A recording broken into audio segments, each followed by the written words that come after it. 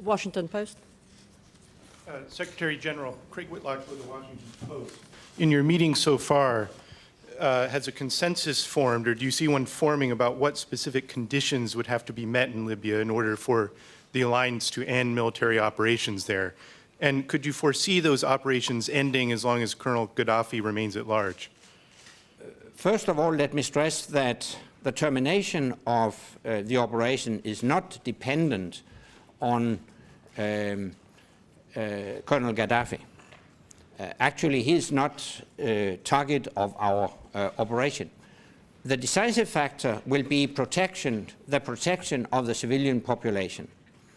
So when we are going to make the decision to terminate our operation, we will carefully assess the security situation and in particular, of course, take into account the capability of the National Transitional Council to protect the civilian population effectively, and we will coordinate our decision with the United Nations and, of course, the new authorities in Libya. So the key will be the protection of the civilian population. So when no threat exists against the civilian population, time has come to terminate our operation. But on the other hand, we are prepared to continue as long as necessary to protect the civilian population effectively. Al Arabiya. Nordin Fridi, Al Arabi News Channel. Mr. Secretary General, I have a couple of questions. First, on Libya. There are some credible information about a big amount of portable missiles which are missing in Libya. Some are talking, the Libyan authorities are talking about 5,000. Some other sources are speaking about 10,000 portable missiles, some 7. Do you have an idea where is the destination of these missiles? And until now, did the Libyan authorities ask you to help them in how to collect all these arms available in the street in Tripoli and elsewhere? And if you don't mind, I have a question on Syria. What is your comment after the Russian and Chinese veto last night against the European Union, United States resolution draft? And are you concerned? How far are you concerned by what's going on in Syria? On your first question, obviously, it is a matter of concern if weapons are not monitored and controlled appropriately. This is, first of all, a responsibility for the National Transitional Council. The United Nations Security Council has also called on the new authorities in Libya to take necessary steps to make sure that no proliferation, dissemination of weapons will take place. NATO has not received any request as regards assistance in that respect. It is first and foremost a responsibility for the new authorities in Libya. On Syria, as I have stated on several occasions, NATO has no intention whatsoever to intervene in Syria. We strongly condemn the crackdowns on protesters in Syria. I do believe that the only way forward in Syria, like in other countries, is to accommodate the legitimate aspirations of the Syrian people. I'm not going to interfere with deliberations in the UN Security Council, but resolution or no resolution, I think the bottom line is the same, that the only way forward in Syria is to accommodate the Syrian people's desire for freedom and democracy. Libyan media. Shab from Arabs Today. Secretary General, when you talk about the lessons learned from Libya, how far we can say that ministers today have agreed to cooperate in order to fill the gaps in terms of intelligence gathering information or trying to assist each other so future challenges can be faced. The other thing is when Barcelona meeting, Lisbon meeting took place, there was no sign of a preparation or expectation that the Arab Spring will take place.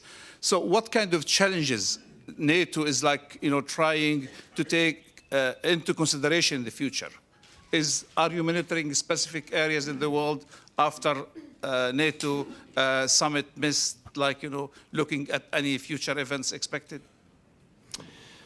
Firstly, on capabilities, yes, in principle, ministers agree that we have to focus on more multinational cooperation in order to make more efficient use of our resources. This is also a reason why some time ago we asked our Allied Command Transformation, as it's called, to prepare a report on a number of areas that could be subject to multinational cooperation. And our Allied Command Transformation has now finalized that first report, and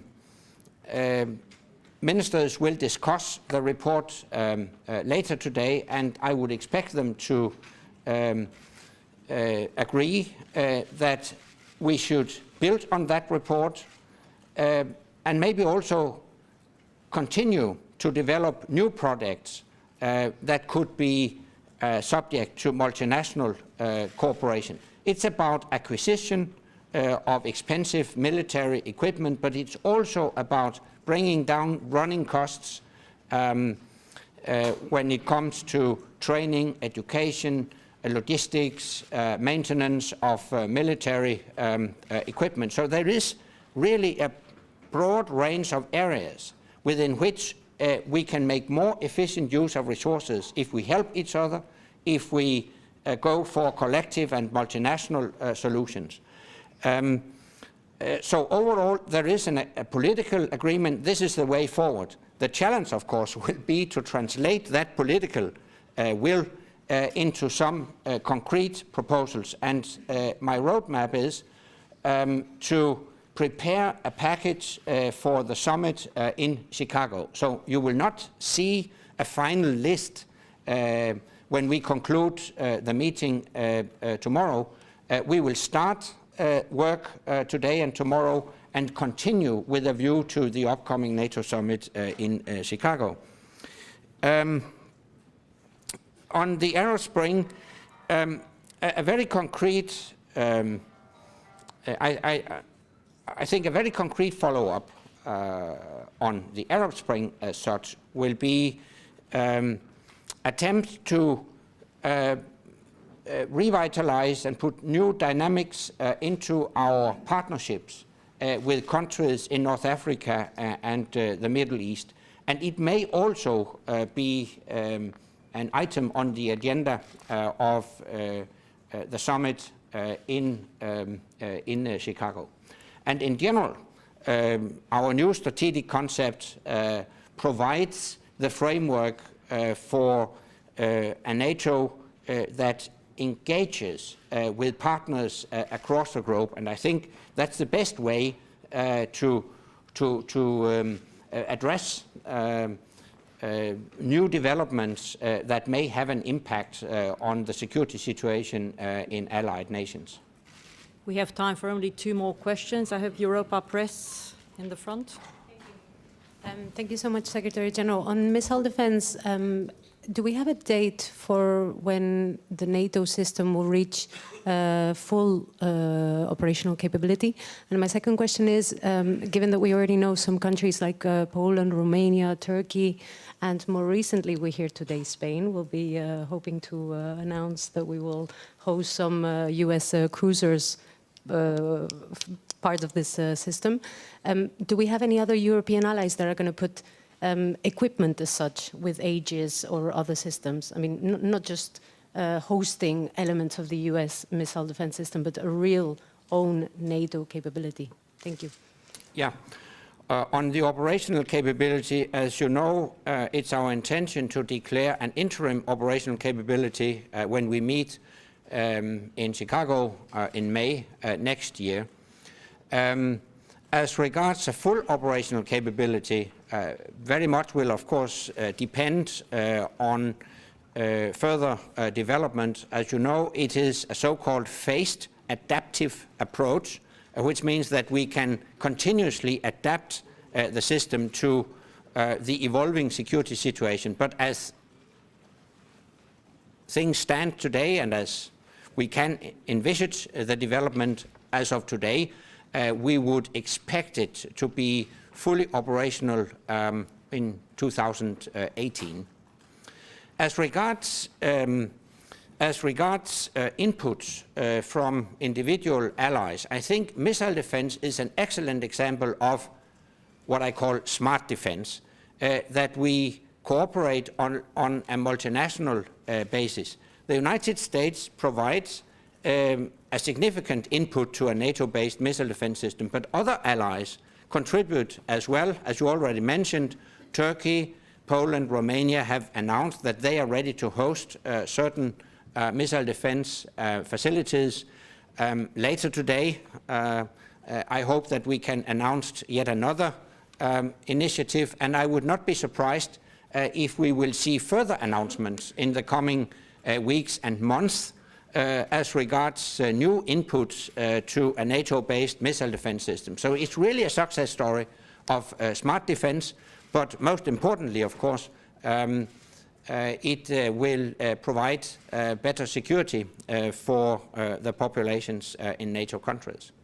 One final question from the Serbian news agency, Beta. Yes, Dragan Bagovic, Serbian news agency, Beta. Secretary General just said il faut un nouveau progrès sur le plan politique à Kosovo et que seulement le calme, la modération et le dialogue peuvent trouver une sortie de la situation là-bas. So what do you think?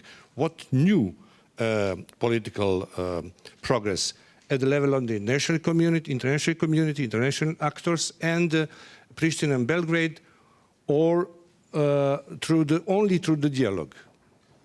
Yeah, but I'm actually thinking about the Belgrade-Pristina dialogue. That's what I'm hinting at.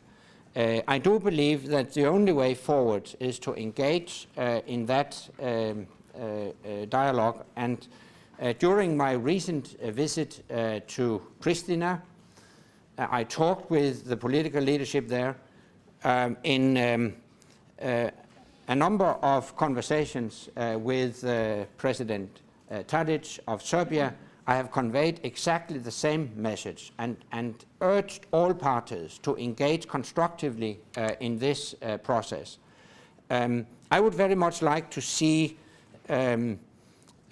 all countries and communities in the Western Balkans move forward in their relationship with the Euro-Atlantic structures, the European Union and NATO. And to that end, we need a constructive political dialogue, and that's what I mentioned in my introduction. Thank you very much. The Secretary General will be back together with the Prime Minister of Spain and US Secretary of Defense at around 1900. Thank you.